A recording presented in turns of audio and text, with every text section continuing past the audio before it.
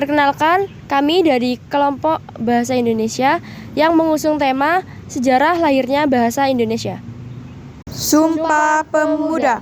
Kami putra dan putri Indonesia mengaku bertumpah darah yang satu, tanah air Indonesia. Kami putra dan putri Indonesia mengaku berbangsa yang satu, bangsa Indonesia. Kami putra dan putri Indonesia menjunjung tinggi bahasa persatuan bahasa Indonesia. Perkenalkan, nama saya Syaur Rofiki, NIM 233. Saya di sini akan membahas tentang latar belakang lahirnya bahasa Indonesia. Manusia dikatakan sebagai makhluk sosial yang tidak dapat memenuhi kebutuhannya secara individu, sehingga memerlukan adanya suatu alat untuk berinteraksi. Salah satu alat untuk berinteraksi dan berkomunikasi adalah bahasa. Bahasa digunakan untuk mempermudah manusia dalam menyampaikan pikiran, gagasan, ataupun perasaan. Bahasa lahir berbeda-beda sesuai dengan daerahnya masing-masing, sehingga muncul bahasa yang beraneka ragam di Indonesia. Indonesia merupakan negara yang memiliki lebih dari 300 bahasa daerah. Hal ini dikarenakan kondisi geografis di Indonesia yang memiliki banyak pulau sehingga terdiri atas banyak suku dan adat istiadat. Walaupun memiliki bahasa daerah, Indonesia memiliki bahasa persatuan, yakni bahasa Indonesia. Namun, pada era globalisasi ini menyebabkan masuknya bahasa asing dan bahasa pergaulan yang digunakan masyarakat Indonesia pada saat ini. Tentu hal ini menyimpang dari kaidah bahasa Indonesia yang baik dan benar. Masyarakat lebih memilih menggunakan bahasa pergaulan sebagai suatu alat komunikasi sehari-hari. Dengan demikian, lambat laun penggunaan bahasa baku menjadi berkurang. Untuk itu, wajib bagi kita masyarakat Indonesia untuk melestarikan bahasa Indonesia sebagai bahasa nasional. Dalam melestarikan bahasa Indonesia sebagai bahasa nasional, kita perlu mengetahui sejarah dan asal-usul terbentuknya bahasa Indonesia. Oleh karena itu, dalam video ini akan dijelaskan oleh teman-teman saya mengenai bahasa Indonesia, lahirnya dan sejarah terbentuknya bahasa Indonesia. Perkenalkan, nama saya Sela Metalika Permataguniri dari Prodi Sosiologi 2023G. Saya akan menjelaskan tentang sejarah terbentuknya bahasa Indonesia. Sejarah terbentuknya bahasa Indonesia berasal dari bahasa Melayu yang digunakan sejak abad ke-7 di kawasan Asia Tenggara. Salah satu bukti penggunaan bahasa Melayu tersebut dapat ditemukan di sebuah prasasti di Palembang pada 683 yang penulisannya masih menggunakan bahasa Melayu. Sejak saat itu, bahasa Melayu dijadikan sebagai bahasa sehari-hari oleh rakyat yang berada di Selat Malaka. Seiring berjalannya waktu, bahasa Melayu beralih fungsi sebagai lingua franca atau bahasa perhubungan antar golongan, pedagang, dan kerajaan yang pada akhirnya terus meluas di Nusantara. Perluasan ini terus berlangsung hingga abad ke-17, saat Indonesia saat itu diduduki oleh Belanda. Bahasa Indonesia resmi menjadi persatuan atau bahasa nasional pada 28 Oktober 1928 bertepatan dengan Sumpah Pemuda. Persatuan dan kesatuan bangsa Indonesia lewat bahasa tercantum dalam Ikrar Sumpah Pemuda ketiga yang berbunyi, kami putra dan putri Indonesia menjunjung tinggi bahasa persatuan bahasa Indonesia.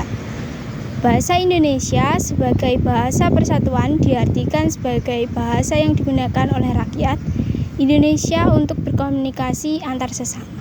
Perkenalkan, nama saya Indira Raka Rabani dari Prodi Sosiologi 2003G dengan nomor NIM 261. akan membahas hasil analisis ejaan dalam bahasa Indonesia. Ejaan dalam bahasa Indonesia yaitu beberapa perbedaan yang tampak dalam ejaan Republik dengan ejaan Van Ophuijsen dapat diperhatikan dalam uraian di bawah ini. 1. A. Gabungan huruf OE dalam ejaan Van Ophuijsen digantikan dengan U dalam ejaan Republik. Yang B. Bunyi hamzah dalam ejaan Van Ophuijsen diganti dengan K dalam ejaan Republik. Yang C. Kata ulang boleh ditandai dengan angka 2 dalam ejaan Republik. Yang D. Huruf E taling dan E pepet dalam ejaan Republik tidak dibedakan. Yang E tanda trema dalam ejaan Van Ophuijsen dihilangkan dalam ejaan Republik.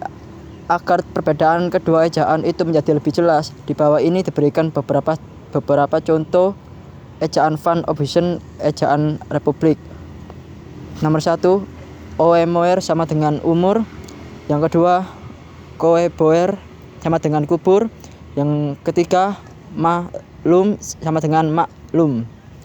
Perkenalkan, nama saya Bernadetta Estefania dari kelas Sosiologi 2023G NIM 265. Di sini saya akan melanjutkan tentang ejaan bahasa Indonesia yang disempurnakan. Pada waktu pidato kenegaraan untuk memperingati Hari Ulang Tahun Kemerdekaan Republik Indonesia 17 Agustus 1972, diresmikanlah pemakaian ejaan baru untuk bahasa Indonesia oleh Presiden Republik Indonesia dengan keputusan Presiden nomor 57 tahun 1972. Ejaan tersebut dikenal dengan nama Ejaan Bahasa Indonesia yang Disempurnakan atau EYD. Ejaan itu merupakan hasil yang dicapai oleh kerja panitia Ejaan Bahasa Indonesia yang telah dibentuk pada tahun 1966. Ejaan Bahasa Indonesia yang disempurnakan ini merupakan penyederhanaan serta penyempurnaan Ejaan Suwandi atau Ejaan Republik yang dipakai sejak Maret 1947. Beberapa kebijakan baru yang ditetapkan di dalam EYD yakni seperti di bawah ini. Perubahan huruf ejaan lama yang disempurnakan. Dijika menjadi jika, jakap menjadi cakap, jata menjadi nyata, syarat menjadi syarat, akhir menjadi akhir, supaja menjadi supaya. Huruf V dan Z yang merupakan unsur serapan dari bahasa asing diresmikan pemakaiannya. Misalnya khilaf dan fisik. Perkenalkan, nama saya Karen Madalena, saya dari kelas Sosiologi G 2023 NIM 264. Di sini saya akan menjelaskan simpulan dari sejarah lahirnya bahasa Indonesia. Bahasa Indonesia adalah bahasa resmi Negara Kesatuan Republik Indonesia dan bahasa Persatuan Bangsa Indonesia.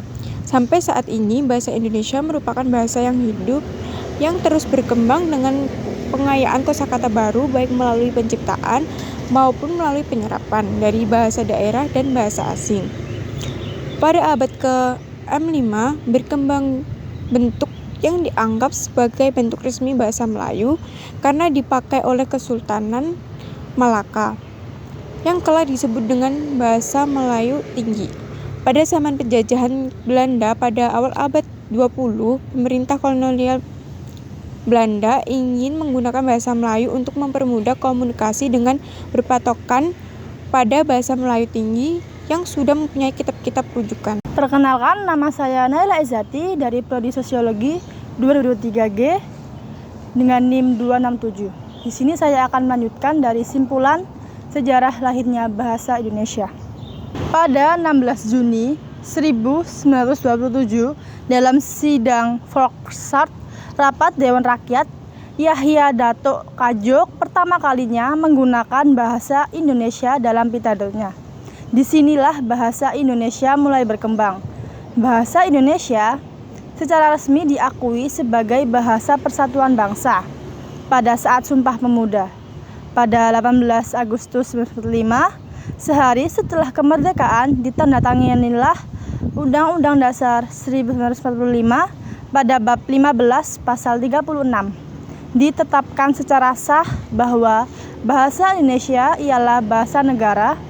Selanjutnya, sehubungan dengan perkembangan ejaan, setelah bahasa Melayu ditetapkan menjadi bahasa Indonesia, yakni muncul ejaan Republik, ejaan Pembaharuan, ejaan Melindo, ejaan LBK, ejaan yang disempurnakan, dan EBI. Sekian dari kelompok kami, kurang lebihnya mohon dimaafkan. Wassalamualaikum warahmatullahi wabarakatuh.